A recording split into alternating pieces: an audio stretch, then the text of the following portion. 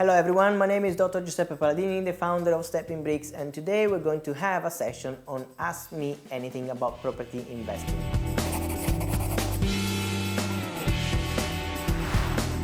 So we have a few questions that we collated from our group, for our community, in the Facebook group on Stepping Bricks Property Community, and we're going to answer these questions that people ask me about property.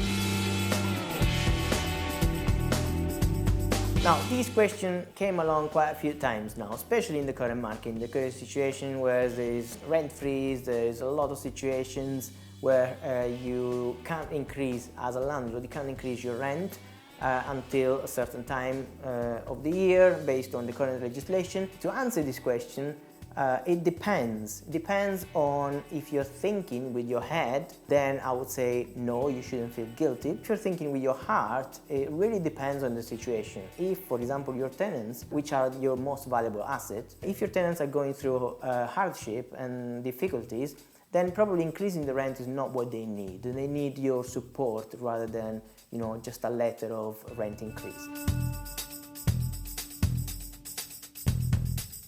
Okay, so if I understand the question correctly, once you have 4 properties, then you start to be classified as a portfolio landlord. So it becomes slightly more complex to get more mortgages. Now, you will think that as an expert landlord with more properties, the lenders will classify you as safer, let's say. But in reality, it's the opposite. It means you take a lot more risks, you grow in your portfolio a lot faster than the average person, which means they ask you for more stuff, more documents to fill in to make sure that you can afford all these mortgages. You can be as old as you want. What's important is, if you're buying with mortgage, the minimum age for most lenders is 21 years old. So minimum age to get a mortgage. Now, you can buy a property for cash when you are 18 if you like, or you can be a shareholder of a company, from the age of 0 basically. Let's say, for example, you have 17, 18, 19 years, you're 19 years old and you want to get started in property. Now, you don't have to necessarily buy a property to get started in property. There are so many other strategies out there. There's deal packaging, there's joint venture, so many other property strategies that you can be involved in, profit from this, and without you applying for a mortgage or necessarily have the cash available to buy properties. It depends on what kind of properties you're buying. Depends if the status of the property is horrible. In that case, yes, you need to put it back to good standards for your tenants. First of all, you can charge the rent that is, at market value and not below because it's a rubbish property.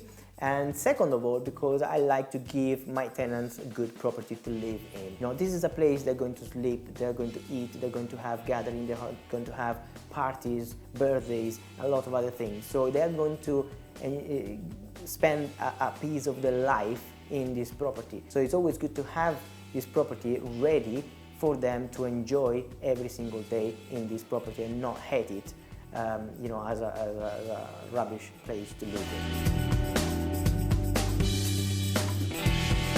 So the topic of raising finance is one of the most important, the most talked about in the property industry, or in the business industry, I would say. But raising finance is a skill, okay? It's something that you develop over time, and the best way to raise finance is when you have some skin in the game. What do I mean by that? If you are starting with 0 and you go to somebody and ask for money, they're not going to give you money. If you have experience, if you put something on the table, if you have experience, time, and then motivation, and then you can put something on the table that is valuable for somebody else with finance. They don't have the time, they don't have the experience, and they don't have the willingness of spending time on this, so they can put the money, you can put all the rest, and together you can do a joint venture, and then you can start your property journey like this. Of course, if you're raising finance to do multiple purchases at the same time, now you're talking about an experienced property investor.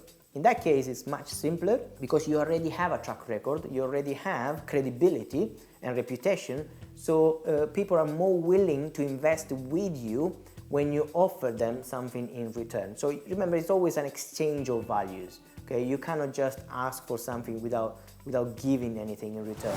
Okay, so that's it for this session. We're going to do more and more of these sessions because we receive so many messages, private messages, and I think the community could benefit from these valuable questions.